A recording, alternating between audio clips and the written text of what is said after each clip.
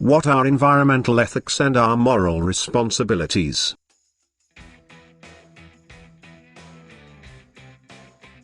As rightly said by Mahatma Gandhi, the earth provides enough to satisfy everyone's need, but not everyone's greed. We humans exploit nature and consider ourselves to be the most superior beings because of this greed. What we forget is that we are actually just a part of nature like other non-human entities. This is where the need to have environmental ethics arises. So put on your thinking caps. Let us understand environmental ethics, the issues surrounding them, and what our moral responsibility towards the environment actually is. Definition and concept. The Stanford Encyclopedia of Philosophy defined environmental ethics as the discipline in philosophy that studies the moral relationship of human beings to, and also the value and moral status of, the environment and its non-human contents. The concept of environmental ethics brings out the fact that all the life forms on Earth have the right to live. By destroying nature, we are denying this right to the other life forms. Respecting the existence of not just other humans but also the non-human entities, and recognizing their right to live is our primary duty. With environmental ethics, morality extends to the non-human world. There is an endless list of ethical issues concerned with the environment. Here, we have listed a few so that you get a better idea about them. Consumption of natural resources. Our natural environment is not a storehouse to rob resources from. It is a reserve of resources that are crucial to the existence of life.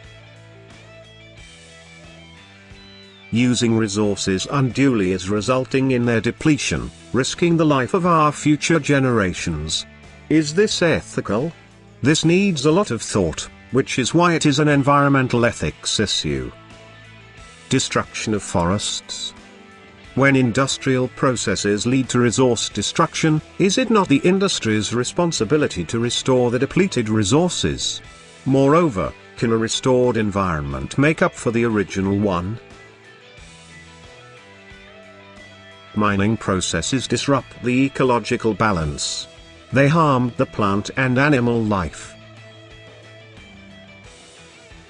Slash and burn techniques are used for clearing land, that leads to the destruction of forests and woodland. The land is used for agriculture, but is the loss of so many trees compensated for? Just think. Environmental pollution. Many human activities lead to environmental pollution. The rising human population is increasing the demand for nature's resources.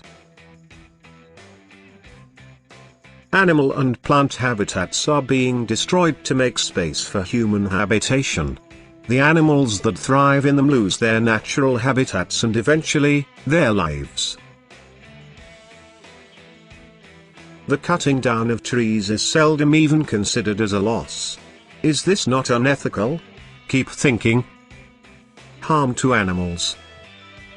We have been killing animals since ages now, made before food, for their fur and other commercial purposes, or for research purposes. How can we deny the animals their right to live? How are we right in depriving them of their habitat and food? Who gave us the right to harm them for our convenience? Our moral responsibility. Another important point in relation to environmental ethics is about our moral responsibility to preserve nature for our future generations. We need to strike a balance between our needs and the availability of resources, so that the forthcoming generations are also able to benefit from their use.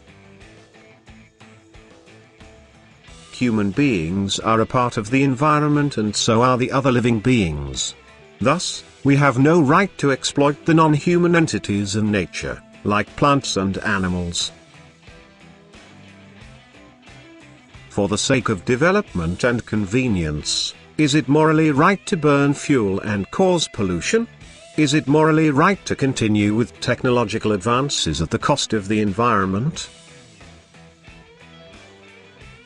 It should be our moral responsibility to protect the environment. We have certain duties towards Mother Earth. Our approach towards other living entities should be based on strong ethical values. Even if the human race is considered as the main constituent of the environment, animals and plants are in no way less important. They have a right to get a fair share of resources and lead a safe life. Radical ecology. A step further from environmental ethics is radical ecology. It states that it may not be enough to extend ethics to non-human elements of the environment, and it is necessary to bring changes in the way we live and function.